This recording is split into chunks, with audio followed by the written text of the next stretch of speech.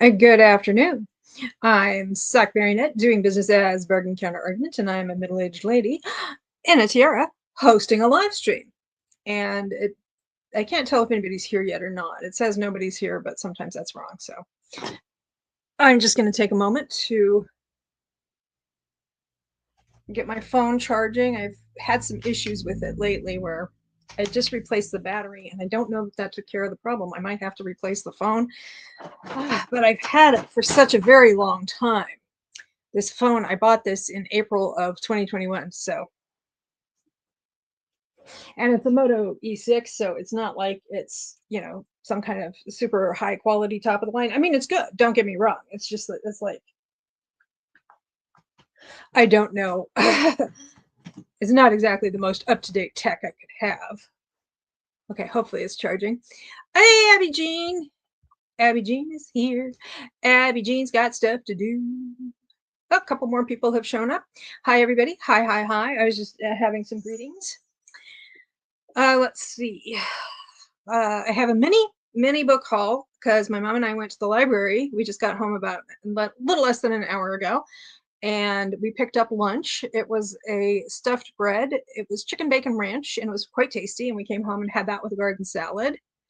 And hello, I'm here, says Cool Gamer 2692. Hi, Cool Gamer. I think I saw you in Sarah's Sprints, or maybe it was in Killing Time with Cozies. Abby Jean says that I do. Kristen's here. She says, hey, hey, hiya. Hiya, Sock, says Gwen. Hiya, Gwen, says Sock. And yeah, I'm cozy maxing in my Hello Kitty jammies and my pink robe. Hello, hello, says Lisa. Hey, Lisa. Here, says Stacy. Hey, Stacy. Anyway, so yeah, I'm cozy maxing in my Hello Kitty jammies and a pink robe that doesn't match exactly, but it coordinates quite well, I think. I also have a Hello Kitty puppet. Yeah. And she was in charge of the advent calendar today, and she gave us this Hello Kitty Pez dispenser. I have been to the Pez dispenser museum. Yes, Pez has a museum. It's in Orange, Connecticut, because that's where they're headquartered. It's like Orange, Connecticut has Subway, the sandwich shop. They have Bic, the people who make disposable razors and pens, and then they have the Pez dispenser people, all in Orange, Connecticut. And it's just like the land of disposable plastic things, I guess. Anyway, so I have been to that museum, and it's just like it has all the Pez dispensers ever. So that's a thing. I'm working through. Kristen says I am working through online trainings for my new job. It's due by Friday. Ooh, I didn't know you had a new job. Congratulations. Nice. I haven't been keeping up. I'm so behind on everybody's vlogs and YouTube stuff. So if you discussed it in a video and I missed it, I'm sorry about that. I have been just kind of running from pillar to post. Things are calming down a little bit though. So today we're going to do the 10 minutes of yuck, in which, for anybody who's new here, 10 minutes of yuck is like 10 minutes that it's a 10-minute sprint where we just like do things that we don't necessarily want to do for more than 10 minutes. Make phone calls, answer emails, pay bills, clean the bathroom, whatever. So 10 minutes of yuck, and I'm going to post the link to the radio station I will have on while I'm doing my 10 minutes of yuck, which is the River 105.9, a variety from the 70s, 80s, and 90s here in central Connecticut. And copy. And so we are going to sprint until 15 minutes after the hour, because again, it's just 10 minutes of yuck. So sprinting. Oh, I always try to spell it springing, like springing into action, I guess. I got sprinting until 15 minutes past the hour. And the link for the River 105.9, if anybody wants to listen along. Come on. Oops. Ugh. It's just iHeart, but local. I mean, they're part of the iHeartRadio network, so there we go. And I'll see you in about 10 minutes.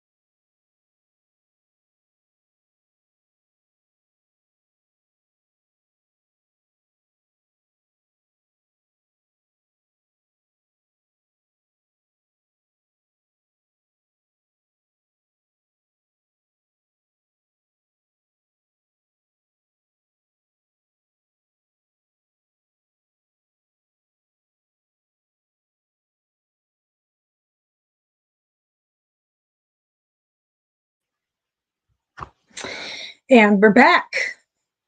It is 1/4 past, and apparently I was rocking out with Hello Kitty, and the mic was still on because Abby Jean was like, "Don't forget to mute." I thought I had, and I was like, "I hope I don't get a copyright strike." So we'll just leave Abby Jean's reminder up.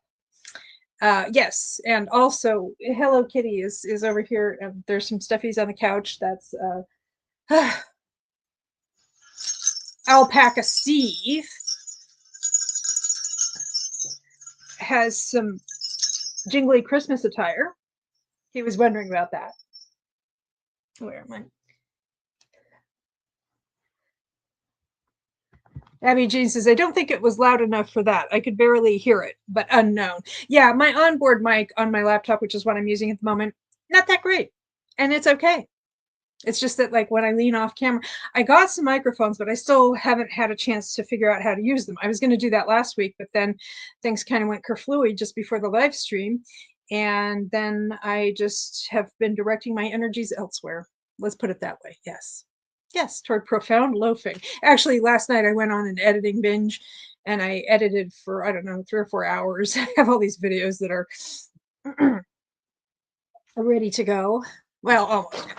Anyway, so I do have a mini book haul because, like I said, we went to the library and I did a little bit of browsing and I came home with some stuff. And they had this pile of bookmarks by the checkout desk. So I grabbed one, and they were all like winter and holiday themed, but I grabbed one that is more winter than specifically like Christmas or Hanukkah. And it says, Chilling with My Snowmies. See, if I put it over here, you might be able to see the whole thing at once. Chilling with My Snowmies. Excuse me, chillin'. There's no G. Chillin' with my snowmies. So, yes.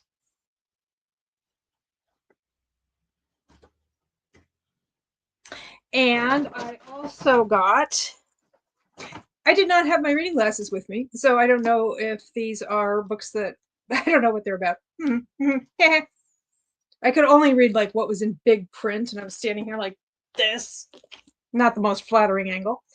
Rachel Harrison, Play Nice. Cleo Louise Barnes leads a picture-perfect life as a stylist and influencer, but beneath the glossy veneer, she harbors a not-so-glamorous secret. She grew up in a haunted house. Well, not haunted, possessed.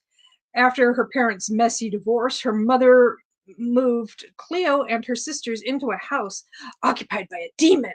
Or so Alex, her mother, claimed. That's not what Cleo's sisters remember or what the courts determined when they stripped her of custody after she went off the deep end. But Alex was insistent. She even wrote a book about her experience in the house. Alex dies, and Cleo and her sisters inherit the possessed house. And so Cleo wants to do some house flipping content with that house. And the other book I got, oh wait, here we go. Gwen has something to say. She's probably read it. I loved your idea of using paint strip samples as bookmarks. Oh, thank you. Yes.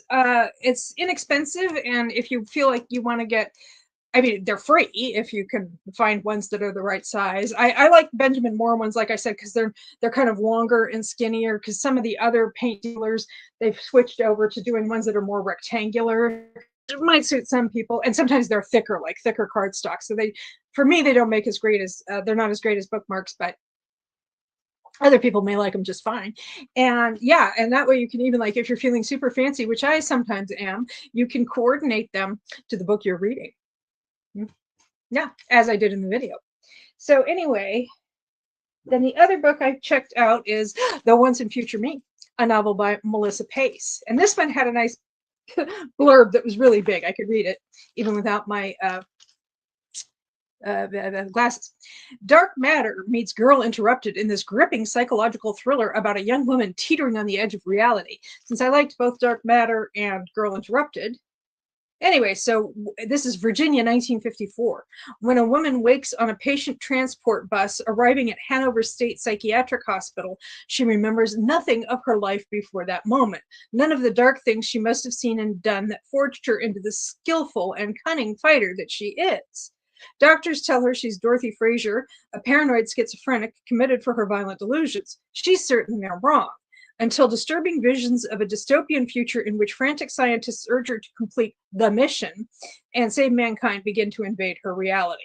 So she starts to think that it's the hospital itself causing the hallucinations. Anyway, that sounds pretty good. Also, the idea of like having a mission from the future, that was the premise. Now that was like nobody was hallucinating; they knew what was going on.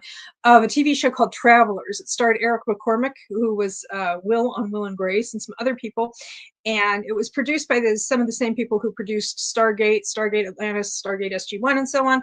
Anyway, last I checked, it was on Netflix. I really enjoyed it. So yeah, little detour there. So those are the books I got from the library.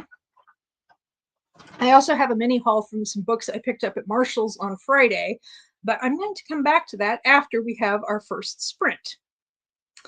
So speaking of sprints, today I will be continuing with the book I was reading last week. As you may remember, I left early because I had some errands to run for Mom Marionette, and I was kind of stressing out about it a little bit. Oh, by the way, her car is fine. We got it back on Thursday, so that's fine. And anyway, so I just kind of cut things off so I could take care of that before it got too dark. So I'm going to pick up with this book where I left off, which I was not very far into, A Stolen Kiss with Her Billionaire Boss. I will tell you, the billionaire boss, he's not exactly her boss. He's really more of her client because she's a party planner with her own business. So he's contracting with her.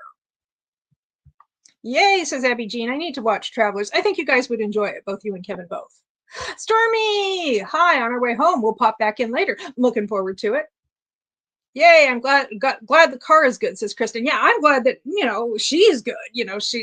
There was no injury or anything. What happened was she dinged a curb and it just blew out her tire, just like physics was not in her favor. Abby Jean says, we've been watching Farscape a little bit, but having Stargate withdrawal. Maybe Travelers will scratch that itch for me. Well, I mean, it's not the same in terms of like what they're doing, but I mean, there's a vibe. Yeah, I mean, if you want to see a bunch of Canadian actors, that's the place to go. Yay for Mom's car, says Gwen. Yeah, indeed. I've had that happen once, says Lisa. Yeah, fortunately, my mom was fairly close to a car repair store, so she just kind of like babied her car on in there. And she was a little worried that she had maybe damaged the wheel rims themselves, but no, her alignment was a little off. They had to fix that, but they said the rims were fine. So, and nobody was hurt. So, and she didn't collide with another car or anything. It was just a like really unfortunate happenstance. I think she probably would have been a lot less stressed if I had been in a position, if I had heard the phone and answered it. Earlier, we were having lunch and her phone rang and she says, I don't know who that is. Only one person has this number anyway. And I said, Mom, maybe I left my phone upstairs with like Hello Kitty in them. Maybe the stuffed animals are trying to call you. And she said, no, it's not your ringtone. And I said, what is my ringtone? Little Miss Can't Be Wrong. And she said, it's Little Miss Answer Your Damn Phone. Rude, but accurate. Peach flavored water. So anyway, I will read the summary. Like I said, it turns out that he's not her boss so much as her client, so it's not quite as skeevy. Christmas has arrived, and she's spending it with her boss. New Yorker Erin is intrigued when Hugo Harrington asks for her help on a hotel renovation in London, just weeks before Christmas. But Erin soon discovers how personal this project is to her brooding boss. Watching him wrestle with the memories of his past uncovers a side to Hugo she's never seen. And then a stolen, snowbound kiss changes everything. Don't go running around kissing snowbound. Anyway, oh, by the way, speaking of bookmarks, I'm using one of the bookmarks that my stocking stuffer swap buddy, Gina of Perfectly Imperfect Junk Journals, sent me as part of a stocking swap organized by Andy Crafts Reads. And nice cafe. Very pretty. And if you can see, it's even personalized. It says sock across the bottom.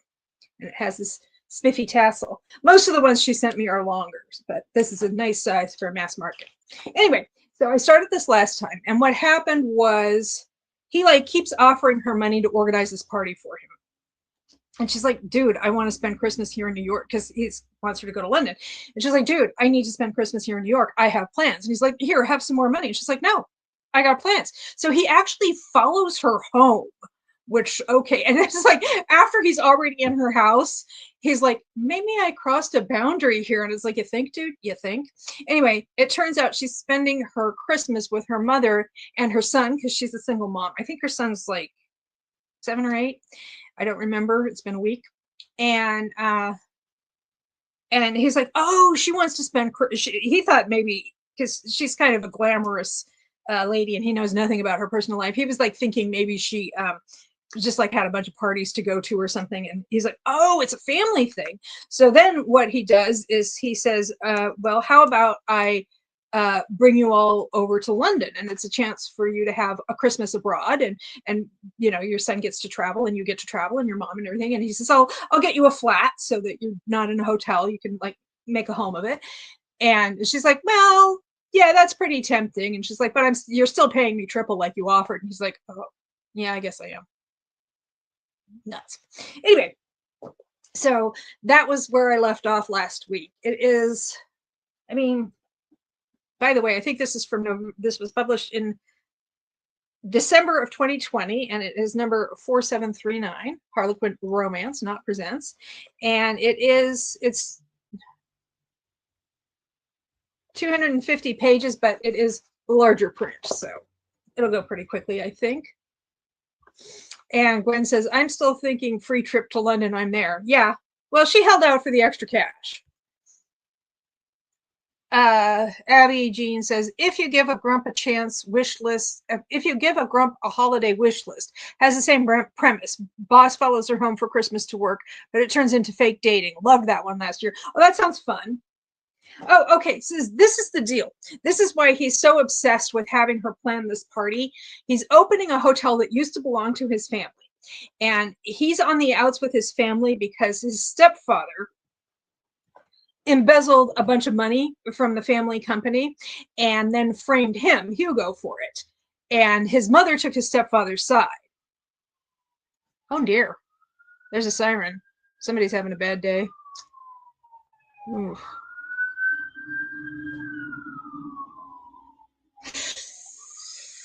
Oh, I hope everybody turns out to be okay. Anyway, so yeah, so he was kind of banished from the family, and like his mother died and he didn't go to the funeral, and the press made this big thing about how this made him a terrible person. Well, it turns out he didn't know his mother until after the funeral because he's so on the outs with his family.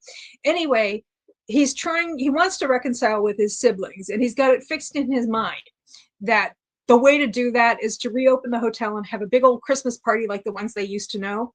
And so it's just like, this is like, that is like something for him that has to happen. So yeah, I think we're going to be dealing with some childhood trauma or adulthood trauma or trauma. Anyway, so that's where we are. So we have not yet had our snowbound kiss. We're only starting chapter 2. So that's where we are. So does anybody else have anything cool that they're reading that they want to talk about or tell us about, or what they're up to today during the sprints?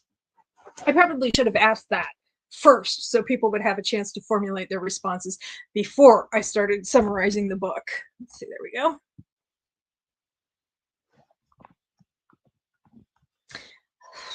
I haven't heard from Wyoming in a few days. Last time I heard from her, I think, was since the last live stream, and she's just super busy and she misses everybody. And I was like, you know, when you come back, it'll be awesome. So barkety barkety, if she has a chance to watch this back later, barkety barkety, and I'm thinking of you, barkety, barkety. Let's see. Oh, good. My phone is charging. I did I mention like I replaced the battery. I had to replace the battery, and it seemed to be acting a little weird, but now it seems to be back on track, which is a relief because I really don't want to have to buy a new phone. It's partially the expense, but it's also like the research and what a pain in the neck. And then the setup once you get it. Gwen says, it would be better to expose the stepfather. I think the stepfather might also be deceased. I don't know. I'm not sure, because I think he's got like this whole plan. And I think for him, the psychological centerpiece of it is opening the renovated hotel with a big Christmas party. But I think there's some other stuff. So yeah, we'll see. I think that might be an element of it. I'm not sure. I'm reading something, but I can't remember the name, says Lisa. Okay. Yeah. Virgin Billionaire's Secret Baby. And let's see, what else am I reading? I'm reading A Heart for Christmas, which is the Advent calendar book. Stormy's also reading that. So maybe she can tell us all about it when she rejoins us. She's actually on her, she usually does the daily reading vlog, but she's also doing Bookmas. So the daily reading vlog, she's now doing like every 2 or 3 days. So, but when she does, she's getting into that she's getting into it in a more detailed way than I am. And I'm also reading 25 Days Till Christmas by Poppy Alexander, and I'm doing it the same way, just a chapter a day. And I am about a quarter of the way through How My Neighbor Stole Christmas by Megan Quinn, which is a buddy read with Abby Jean. But I think Abby Jean's not reading today. I think she has other stuff to do. I'm halfway done, says Kristen. Did I miss what you're reading? Anyway, cool. Oh, by the way, Kristen, those what is it, Rugged Defender book that I threw into your Christmas package, that's actually 2 novels in 1 volume. So yeah, you can go to town. One says, I'm rereading / listening to the classic Ashes in the Wind by Kathleen Woodiwiss. The bizarre part is that while set during the American Civil War, the narrator uses a British accent. Okay. Well, I mean, they did talk differently back then, but it was more like, I don't know. They say that if you want to hear English as it would have been spoken in Shakespeare's time, the closest modern accent you're going to get is Tidewater, Virginia, because that's just how they used to talk, and they changed their pronunciation somewhere along the line. I'm finishing up the Megan Quinn one, Merry Christmas, You Filthy Animal. It's been a lot of fun so far, and guess what? Once I'm done with How My Neighbor Stole Christmas, I got this ready to go. And I'm thinking, because it's Megan Quinn, I'll probably do a Christmas edition of Bargain Counter Argument After Hours, which is when I talk about the spicier romances. Yes, says Abby Jean, I'm supposed to be cleaning, but I'm hyper-focused on planning January instead. Hey, you go where the productivity takes you. Hoping to finish this, then get to the cleaning, LOL. Yeah. Just, if you direct your energies where they want to go. And let's see. And I think mine want to go toward a sprint. Ooh, the segue. That was a segue. Ooh. So fun, Stacy, says Abby Jean. I've been looking forward to How My Neighbor Stole Christmas all year. I'm about halfway through and enjoying it. Yeah, she's ahead of me, because yesterday I just went on this editing sprint where I edited, let's see, I'm 90% done editing 2 videos that I'm going to keep in my inventory in case there's another Vlogmas day where I just don't feel like being on camera, and I can just post those. I call them live vlogs, because not live vlogs, but live vlogs. Like, it's kind of a bit of a deception, except that I'm pretty upfront about it, and I don't, And so I'm 90% done editing those, and I completely edited and scheduled for posting Bargain Counter Argument After Hours, which is not going up until January 9th, because that's the one I did about the Jacksonville Rays series by Emily Rath. That's going up in January. I don't want it to crowd out Vlogmas. And like I said, I think I'm going to do a Christmas Vlogmas after hours for the Megan Quinn books. And then I edited and posted the video that I did yesterday about the Advent calendars. So I was just like a little editing machine. It was fun. No. This headband tiara, it's a little tricky to coordinate it with my glasses. Kristen says, woo, after hours. Where the language is tasteful, even when the books are not. Stacy says, I liked that one, enjoying the second one even more. Nice. So, yeah. I have the gold cart. If you've seen my videos, the gold cart is where I have my seasonal reads, and right now it's all Christmas, both shelves. Well, there's the top shelf where the computer is. And so because I have that handy, I was just able to reach down and grab it. Oh, one more bit of housekeeping before we get into the first long sprint. And that is next week, Wednesday is Christmas Eve. Guess what? I'm going to be here. I'm going to do this thing. I don't know if anybody else is going to be here, but if you are on Christmas Eve and you're waiting for your relatives to show up, or they've already shown up and you want to sneak away for a little while, I will be here. Even if I'm by myself, I will be here. And I will be reading Oh One Scandalous Christmas Eve by Susan Stevens. This is a Harlequin Presents from October of 2020, number 3856. And he is a billionaire. All the billionaire wants for Christmas is her in his bed. So anyway, she's a physiotherapist. He's her sexiest client yet. He's a Playboy polo champion, and he exudes a raw power. I don't know. When I think of polo players, I think of King Charles, the current King Charles, and I'm like, yeah, I don't think he has a raw power. Anyway, so he bought her parents' farm out from under her. Anyway, so she's kind of ticked with him, and then the next thing you know, Smoochie's by the fireplace. I'll be here, says Lisa. Awesome. I'll be there because all my busy holiday stuff is this Friday. Nice.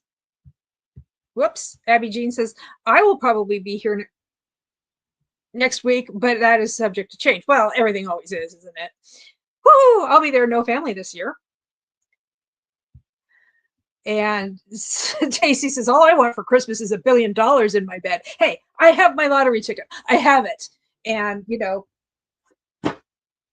I'm not saying that I will announce it to the world if I win, but you may be getting an invitation to go on a reading retreat on a mega yacht, or at the Inn at Boonesboro in that Nora Roberts' place in, where is she?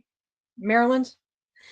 I think Christy Reads a Lot has a vlog. She went there with some friends. I haven't watched it yet, but I'm looking forward to it. Anyway, so maybe I will, you know, if I win, I will sponsor a reading retreat. That would be fun. Yeah. Anyway, daydreaming. So, okay, it's time, I think, for a 30-minute sprint. And it will be, so we will be going, I'm going to round it up a little bit. So we'll be going until 10 after the hour. So it's like a 33-minute sprint.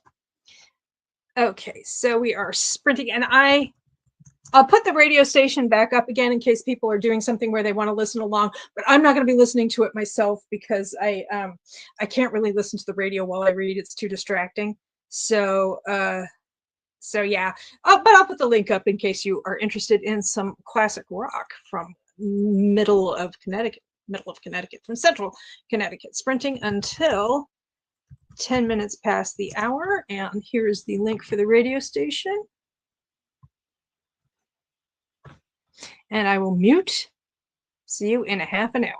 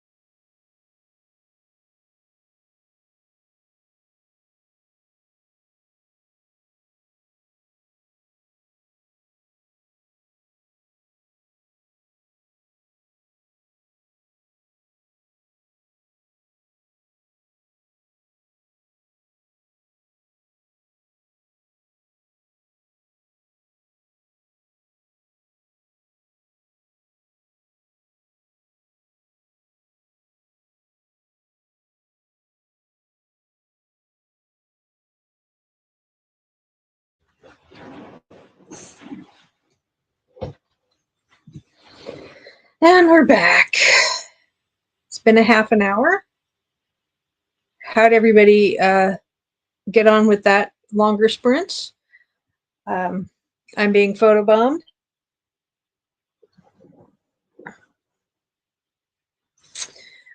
Yeah. Chilling with my snowmies. Let's see. I am now on page 118 of Stolen Kiss with Her Billionaire Boss. And we had the Snowbound Kiss. They were both in the hotel. She was in the hotel. She's working like 12 hours a day in the hotel, getting things ready and going up into the attic and finding all the old decorations and so on.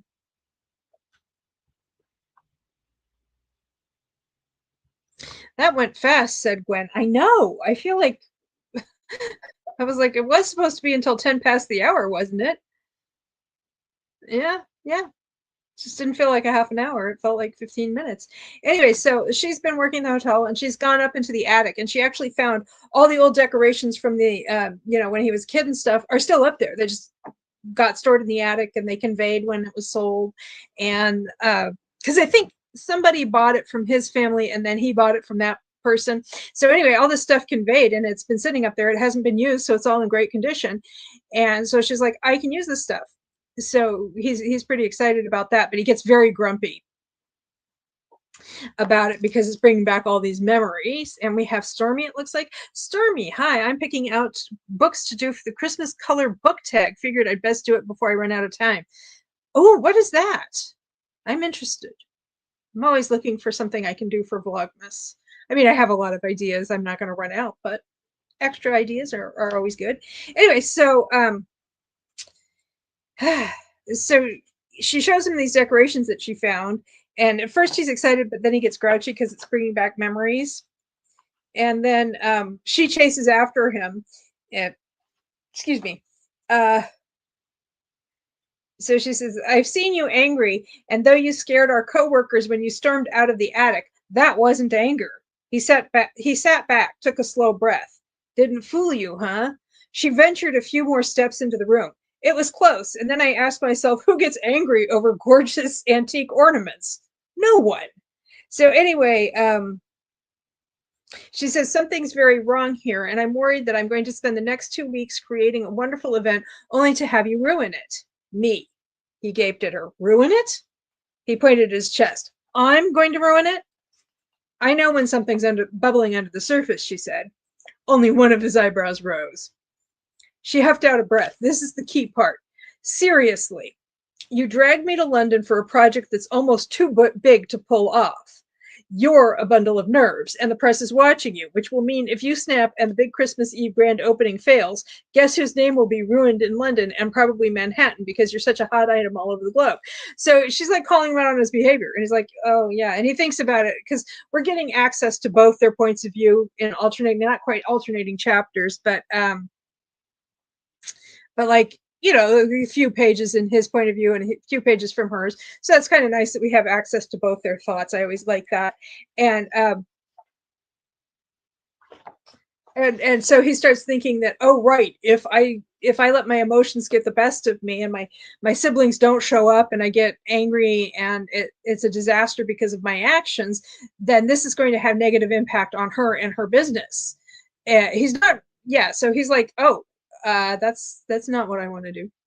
And he decides, okay. And then later she makes a suggestion about something. He's like trying to figure out what he wants to do with the party. And she makes a suggestion.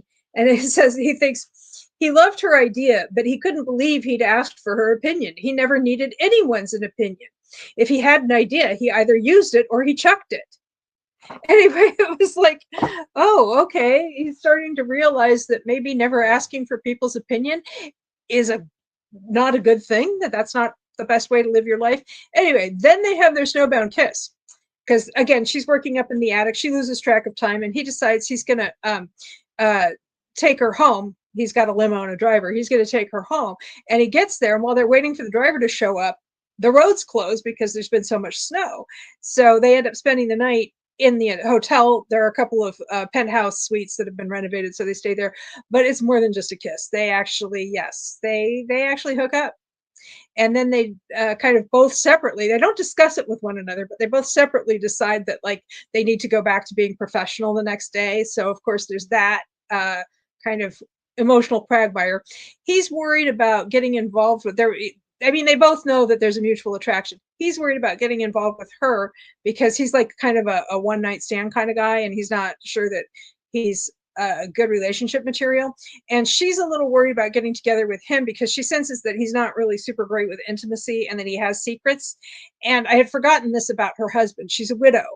And while she was pregnant with their son, her husband was diagnosed with cancer, and he didn't talk to her about it, and he barely sought treatment because he didn't want to worry her while she was pregnant. And then he didn't die of the cancer, but because of his weakened system, he had a heart attack and died. So she's like really mad that her late husband kept these secrets from her.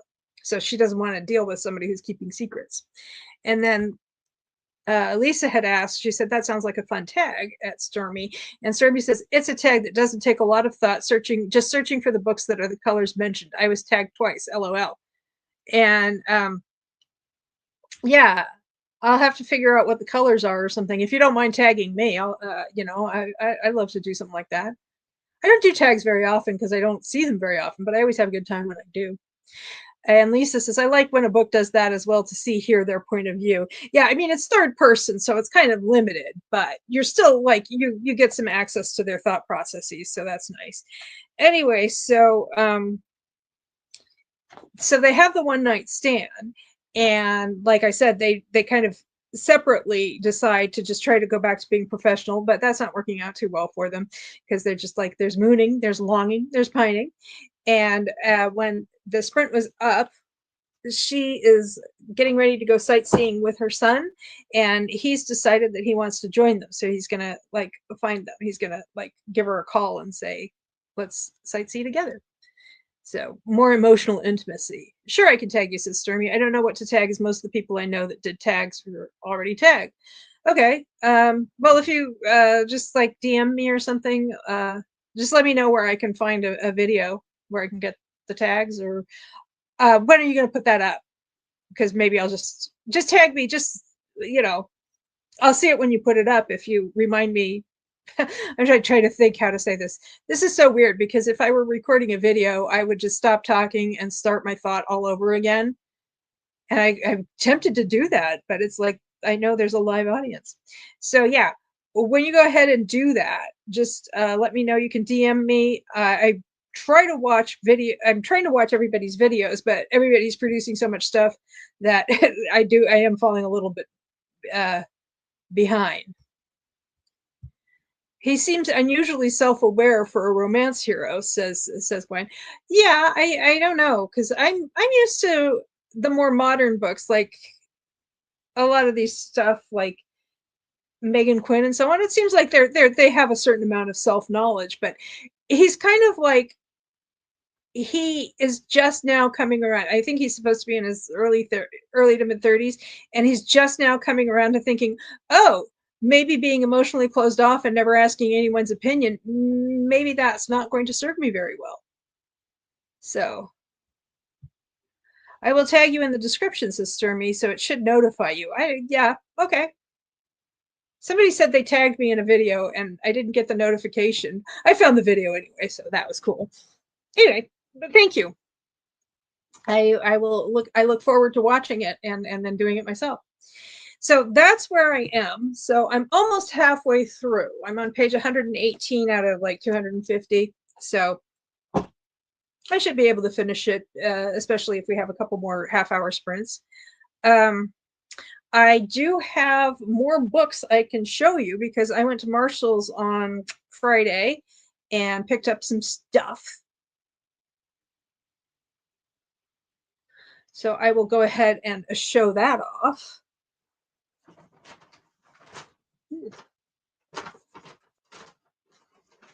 I got a couple of Elsie Silver books that I have read and enjoyed, and they just had them for cheap, so I picked them up, and that would be, these were $8 each, I think, at Marshall's. Powerless and Flawless by Elsie Silver. I might already have Flawless. I'm not sure, but if I take it to the used bookstore, I can get $4 or $5 in credit. So I'll be out a little bit of money, or I can send it to somebody if somebody wants it. Okay. And then I also got this one, and this one was $9. And I've heard a lot about it, and I thought, okay, I'll try it. It's a gorgeous book, and it is a Quicksilver by Callie Hart. And I just kind of read the back, and it said 24-year-old Sarah Fane is good at keeping secrets. No one knows about the strange powers she possesses, or the fact that she's been picking pockets and stealing from the Undying Queen's reservoirs for as long as she can remember. In the land of the unforgiving desert, there isn't much a girl wouldn't do for a glass of water, but sooner or later, every secret comes out. When Sarah comes face to face, I am a speaker of words. When Sarah comes face to face with death himself, she inadvertently reopens a gateway between realms and is transported to a land of ice and snow. And then she meets a fae dude, and anyway. And so I got this, and I was talking to a librarian the other day, and she asked me if I'd read whatever the sequel is called, and I said I haven't even read the first book, but I've heard things. And she says, "Oh, you might really like it." She knows what I check out. She knows what I like. And then I think it was like within the last day or so, Beck X Reads, I think it was Beck X Reads, posted a video, and the thumbnail says something like, "He's over 1,000 and he falls in love with a 24-year-old woman." And I don't want to watch the video because spoilers or whatever, but I'm like, oh, okay. Yeah, that can be a little problematic. Was that Quicksilver, says Kristen. It is indeed. And she says, yep, it's fantastic. Yeah, I don't always like straight fantasy. I kind of tend to prefer, well, straight fantasy as in, I don't mean I only like queer fantasy. I mean straight fantasy, high fantasy as opposed to urban fantasy. I always like it when there's some kind of connection to a world that I recognize as the one I live in. But I do enjoy them from time to time. I mean, I really, really liked the Plated Prisoner series by Raven Kennedy. That just, I think that was last year or the year before, whenever it was that I read it, it just like hit me exactly the right way. Even though when I was first reading it, I was like, I don't know if I can stick with this, because they have these kind of courtesans, these women, well, and some men who are hired as kind of sex workers, permanently employed by the court, and they call them saddles because they get ridden around. And I'm like, this is a little, I wish she had picked a different slang term, because that was a little cringe. But it was really the only major objection I had to those books. I was into them. I had you turned down, LOL, says Krista. Yeah, I figured you must have come in just as I was reading the back, and you're like, that plot sounds super familiar. It's Quicksilver. It's a chonker. Let me see. Yeah. It was published in, was this 2023? 2024, and it is almost 600 pages long, but it has fairly generous margins. Anyway, so that's the books I have picked up one way or another recently. And I might be going back to Book Barn. I know I just went last week, but that was where I was trying to drop off those CDs and things for my mom, and they were not accepting books because the place where they sort and collect the books and accept the books is outside. So if it's raining or snowing or below a certain temperature, they don't take books. And I forgot about that, and I didn't call ahead. So I got there and they weren't taking books. So I still have that stuff hanging out in my trunk, and I'd like to unload it if the weather is good enough that they're going to be in a position to take them. It goes by fast, says Kristen. Yeah, it looks like it would. And, long books don't particularly intimidate me. So, it's just, I don't know if I'll get to it before the new year, because I got all this Christmas stuff I want to read. I feel like I'm behind, and all these videos to catch up on. Gwen says, Sherilyn Kenyon's Dark Hunter series has that 1,000-year age gap issue. Yeah, I mean, a lot of them do. A lot of them do. I mean, think about the movie Groundhog Day. I mean, by the end of it, Phil is like thousands of years old, and Rita's still like in her 30s. What was the other one? Because I mean, yeah, when you have these, a lot of these vampire books are like that. So yeah. So how'd everybody else get on with their sprints and stuff? Um, I should ask that when I first came back, like I said. I have been doing this for almost a year now, and I still don't have the hang of it. Abby Jean says, yeah, I too have been ridiculously busy, so ready for the Zen the New Year promises. Well, I'm ready for the Zen that I'm getting like right about now because, I mean, I did this a week ago, but I mailed off all my Christmas packages, and I think I still need to. I have some more blind date with a book for my mom that I need to wrap and tag, and I have some things I want to get from my mom, but I want to do that closer to the day of. So I'll be doing that like next week, but at the beginning of the week. So uh, Kristen says, I love the one that starts with Ellen. I've always wanted to go back and read her backlist. The one that starts with L. You did ask, says Abby Jean. I know, but I asked last time. I don't know.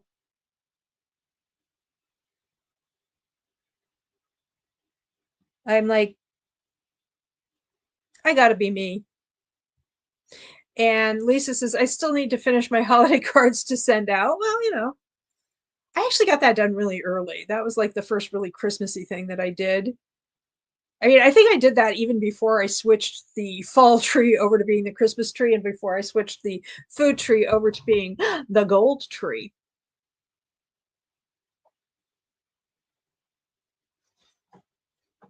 Uh, since we're here, I thought I'd show off another one of these ornaments.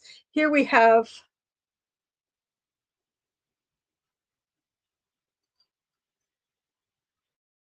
youth carolers. I don't know if you can see this. Anyway, it's kind of hard to show off because of the gold is so sparkly and shiny, the gold plate. Anyway, Lothair, maybe. Is that the one by no. Gina Showalter? No. Lothair, that does sound familiar. Let me take a quick look. Cressley Cole. Yeah. Immortals After Dark, Cressley Cole. And then Abby Jean says, finish planning, moving on to chores. Ooh, exciting. Yes. Well, I think I'm not doing any chores today. I mean, the closest thing to a chore I've done today was, well, I did some puttering around during the 10 minutes of yuck, but the closest was Mom Marionette had books to return to the library. I think I mentioned this before. And I told her that if she did not want to go out, I would take them back for her, or if she wanted to come with me while I returned them so that she could, have a little bit of an expedition, but not have to worry about driving. But she said, yes, but could we take her car because she hasn't taken it out in almost a week because she just hasn't felt like going anywhere, hasn't needed to. So I was like, fine. And I'm driving her car, and I got home and I forgot I was driving her car. And when I opened the garage to pull in, I almost rear-ended my own car because I was trying to pull into the space that I usually pull in, which was occupied by my car. Hmm. Anyway, that was the closest I had to a chore. And since I had somebody hanging out with me while I did it, it wasn't really a chore. Let's see if I can get this bad boy back on the tree. Maybe I'll show another one during the next sprint. When I did the video about the gold tree and I talked a little bit more about the ornaments, I thought about showing each one, and then I was like, that's going to take too long. We're going to be here forever. Scary, says Abby Jean. Well, I wasn't going that fast. It's my driveway, so I caught myself in time. So are we ready for another 30 minutes that'll take us up to the top of the hour? I say we are. unless anybody has any serious objections.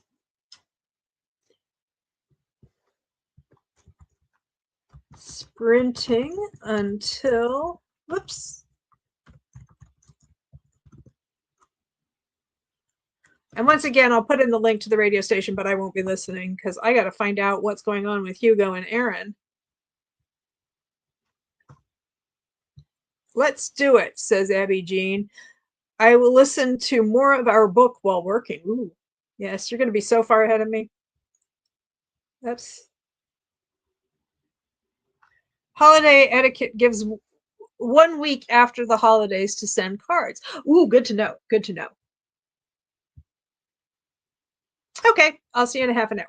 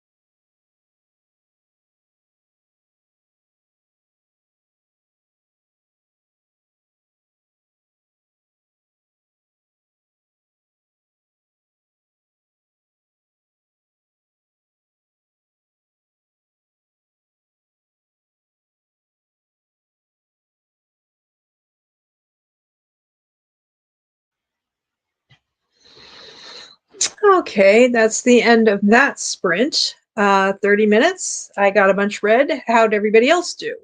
And then we're back to this comment that Gwen left just before we started that sprint, pointing out that holiday etiquette gives 1 week after the holidays to send the cards. So there you have it. Maybe that takes a little pressure off of everybody. Anyway, so I read quite a bit more of A Stolen Kiss with Her Billionaire Boss.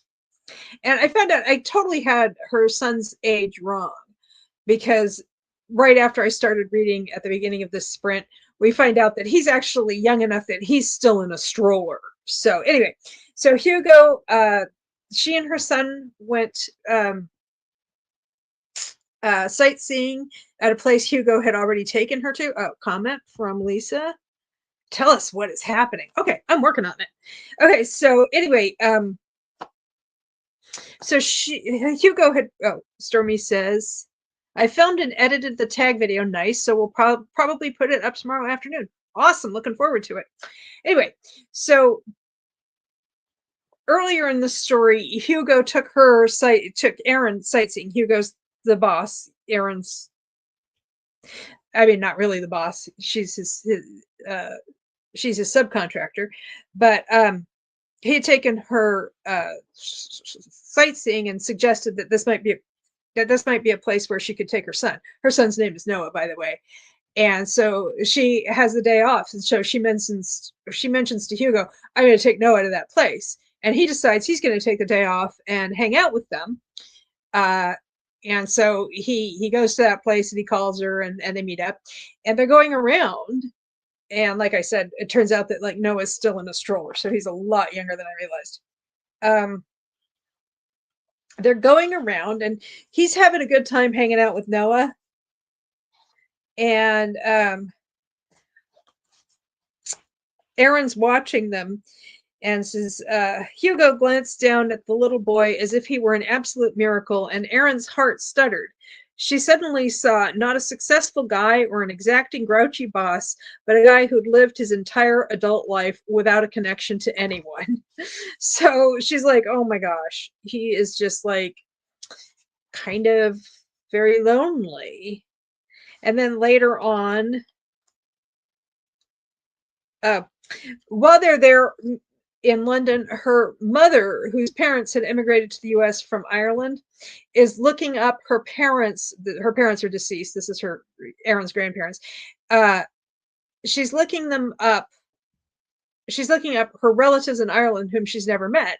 And since she's in UK and it's close to Ireland, she finds them and they want to meet her. So they send tickets for Marge, which is Aaron's mom, and Noah to visit in Ireland. So Aaron has like 4 days where she doesn't have any family obligations. So yes, they do have an extended sex weekend, and it's very fun for both of them. I mean, they do other stuff. They do more sightseeing and go out to fancy dinners and stuff. So it's more building emotional intimacy. Anyway, but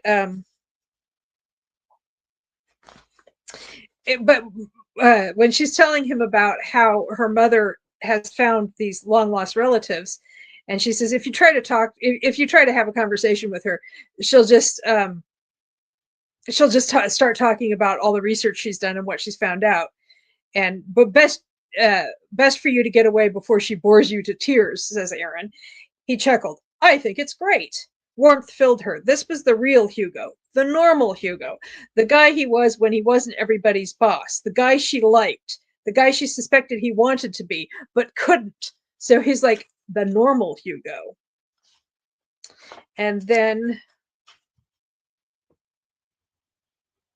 wow, says Abby Jean. Not sure what that's in reference to, but sure. Wow. Anyway, so yeah, there's a lot going on in this book because it's not very long, but so they're out to dinner and they're talking about things, books they'd read, movies each had seen, mostly on internet platforms, because with his schedule, Hugo didn't go out much. The way he so casually mentioned it, Aaron knew it was true. She desperately tried not to let her brain leap to the conclusion that he didn't have much of a social life, which meant there wasn't a woman waiting for him back in Manhattan. Anyway, the point is, though, is that she's realizing that he's actually profoundly lonely and isolated. And part of that is through choice. Kind of, he's like choosing not to get emotionally intimate with people, but it's also because of the things he experienced in his past. So it's a choice that he's making, but it's not, I don't know how to describe it. It's like he's kind of locked into certain patterns of behavior, and he tells himself it's a choice he's making, and to a degree it is. But at the same time, it's like this pattern that got locked in really early in life, that he really, when his father died, that which was when he was like 10 years old, that he's having trouble breaking from, and doesn't even realize that he's starting to realize that maybe it would be good to break free from that particular emotional cage. So let's see, they uh, and then later on, about a dozen pages, couple of dozen pages later, um,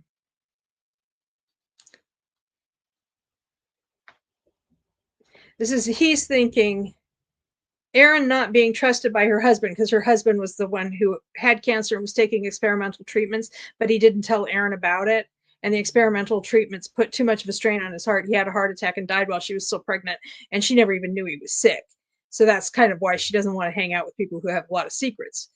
Uh, he shook his head. Erin not being trusted by her husband mirrored his not want Erin not being trusted by her husband mirrored his not being wanted by his family.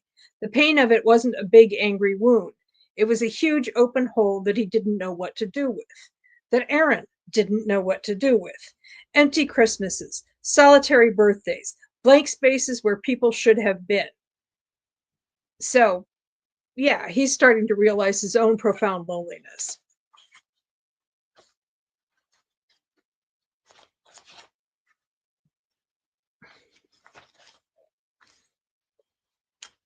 And then later she's thinking of him as grumpy Hugo Harrington, and then she corrects herself. No, wounded Hugo Harrington.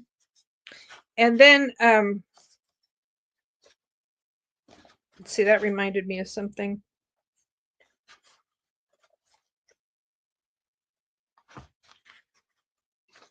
Something happened just before I lost my train of thought.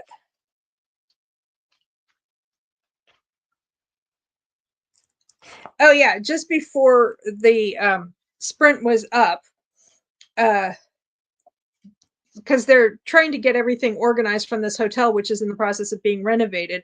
The space that Erin's been using as an office is being painted, so she needs to move. So she just moves into his office, because she's like, if she moves anywhere else, she'll just have to move again, because they're going through room by room. His office has already been finished. So she just has her desk moved into his office. And as she's setting up, she bumps into a filing cabinet, and something falls out from behind it, and it's a manila envelope that's filled with all of the Christmas cards that he sent his brother and sister after his stepfather and mother kicked him out.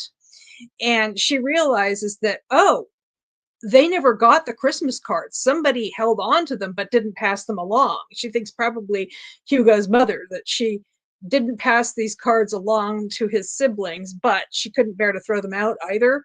So also, he's been working with his brother at the hotel. His sister's a little less forgiving, but he happened to be there when she fainted, and they called an ambulance. Turns out she's pregnant. The sister is pregnant. Yeah, a lot going on in this book. So much. And so he got a chance to like be there for her in a way that he hasn't been, because they've been separated. And she's the one who's a little less forgiving than their brother. So but now we have this thing where he was sending them Christmas cards all along, and birthday cards, and he thought that they were just ignoring them, but it looks like they were not being given those cards. But that's where we left off before the end of the sprint. So probably about 3/4 of the way through the book. I don't know. It's 250 pages long, and I have about 60 pages to go. So not quite 3/4, not quite 80%. How does math work again, you guys? Anyway, I don't have too far to go. I should be finished in the next half-hour sprint with plenty of time to spare for, I don't know, administrative tasks. Oh, so are we all just sitting around trying to absorb all of that plot information I just dumped on you? Exposition. Anyway, I'm really enjoying this book. It's very fast paced because there's like all this stuff is happening, all of this stuff is going on. And I like the way we're getting access to everybody, well, to the main character's thoughts, and that he is finally getting to the point in life where he's able to address some of his trauma and gain some emotional intimacy, and she's getting to the point in her life where she's able to have a little bit of fun, so that's nice to see. Oops, I have a comment from Abby Jean. I have to head out, gotta grab groceries and cook dinner before the live tonight. Bye. Oh, that's right, bye. I forgot that tonight's the live. That's at 7. That's Bees members only though, so yeah, I forgot about that. Right, thank you for the reminder. uh Anyway, so how does everyone feel about one more long sprint, and then I can come back and give you my final thoughts about the book, because I will have finished it by then.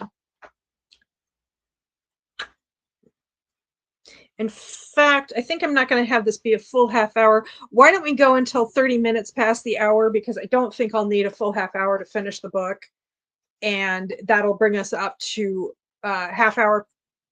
That'll bring us up to 30. Yeah, 30 minutes past the hour, just about, and then we can. Yeah. Okay. Kristen says, I'm taking a break from the mandated reporter section of training. Ooh, yeah, that's important to make sure you understand how that works and everything. That's pretty big stuff. And Stormy says, it sounds good. Okay, so we're going to sprint until 30 minutes past the hour. And again, I'll put the radio up, but I won't be listening. Sprinting until. Kristen says, thanks for the reminder. It'll be nice to chill with you all while I bake tonight. Ooh, I hope you will give us delicious updates. And okay, I'll see you in about 20 minutes, a little less.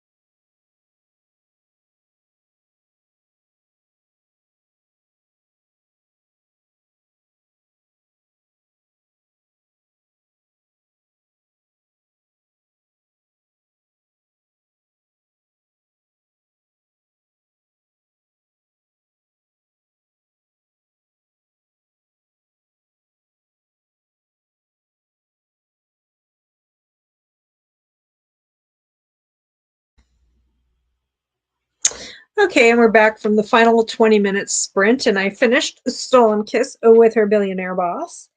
And let's see. So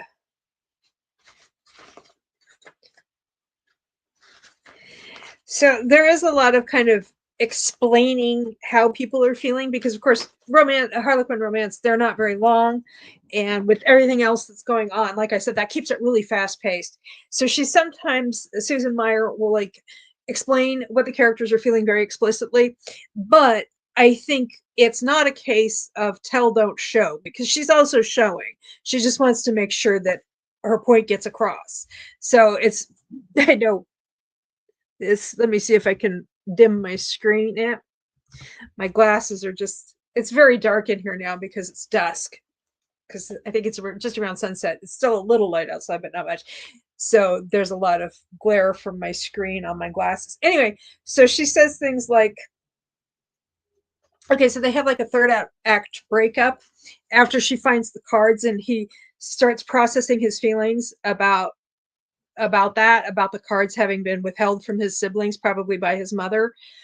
He's processing that, and he thinks that by getting involved with Aaron, he's kind of neglecting his master plan for reuniting his family.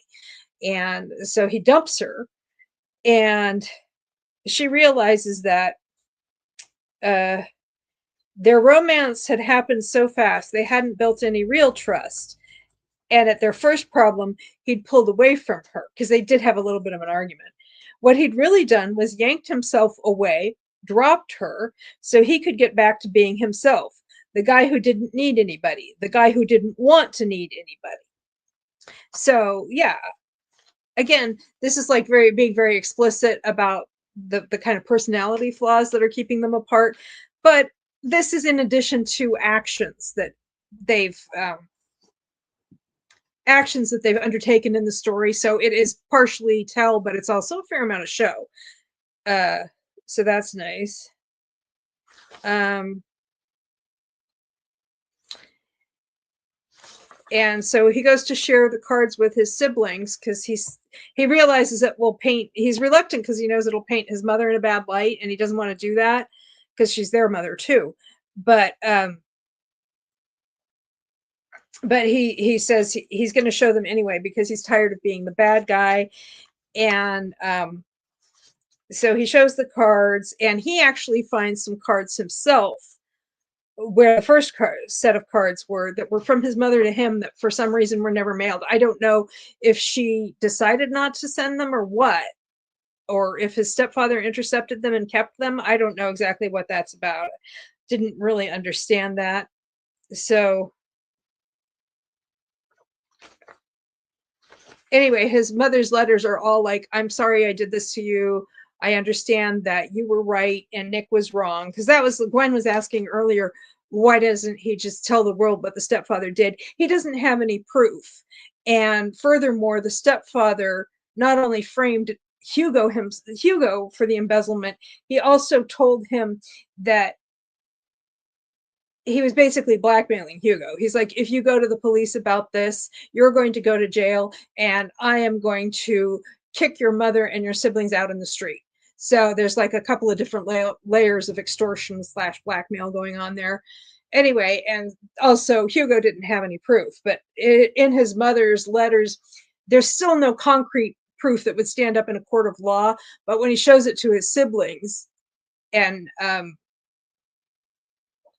they hadn't known what was going on, and he shows it to the siblings, and he's like, this isn't proof, but you can see from these letters that our mother came to believe me, and came to realize that it was our stepfather who had done the embezzlement.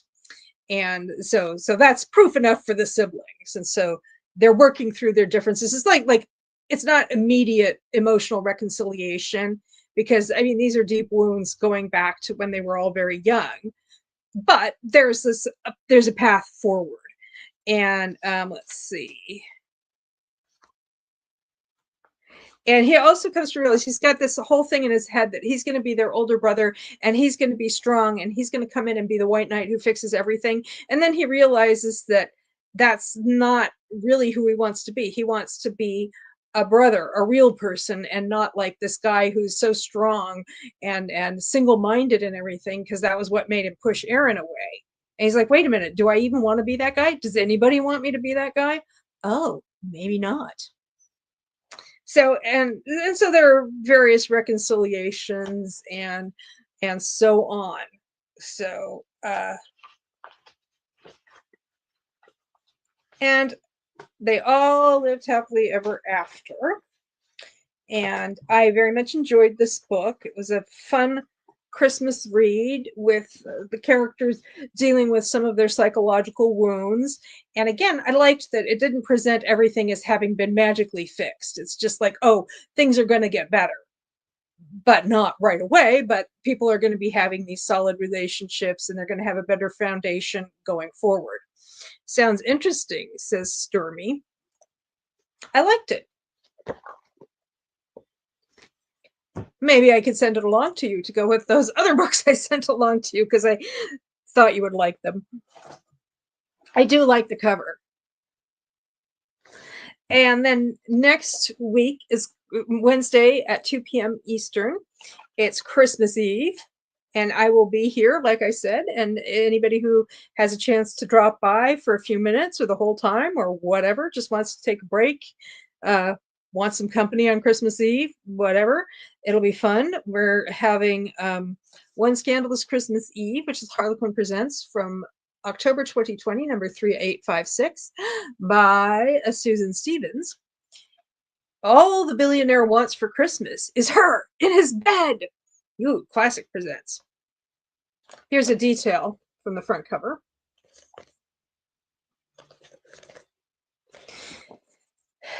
Smoldering Dante Acosta has got to be physiotherapist Jess's sexiest client yet.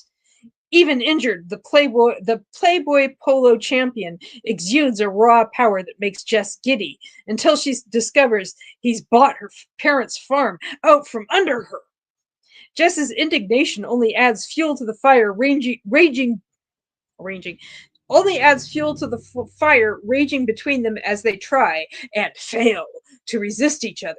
Dante is prepared to fight for their chemistry in this. I'm not doing well with reading right now. It's late. I'm tired. Dante is prepared to fight for their chemistry this Christmas. Is he prepared to fight for Jess's heart?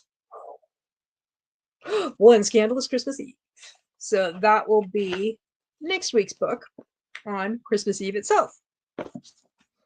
And I hope to see people here if they have the inclination and the time.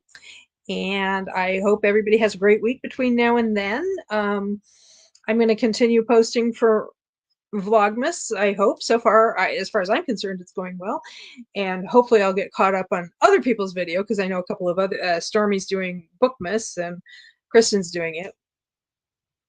Gwen says, we will all gather around with eggnog and sugar cookies. You have good ideas. I like this. I like it a lot. Maybe I'll actually bake some Christmas cookies. I wasn't thinking, I keep going back and forth on whether or not I want to do any Christmas cookie baking.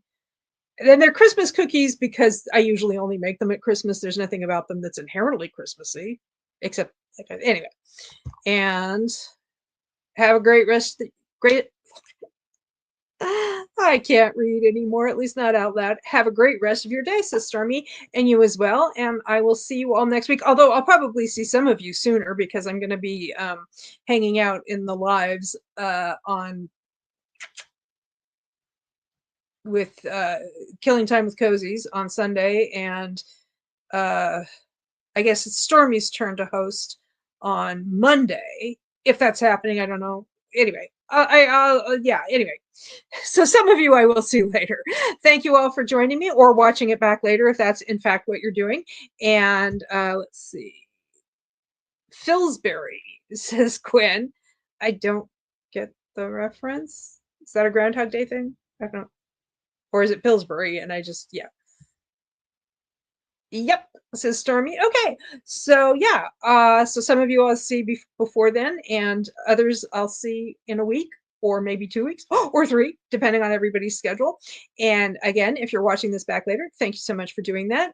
You can always like, comment, share, subscribe, or don't, because I am not the boss of you. And I hope you have a good day or night.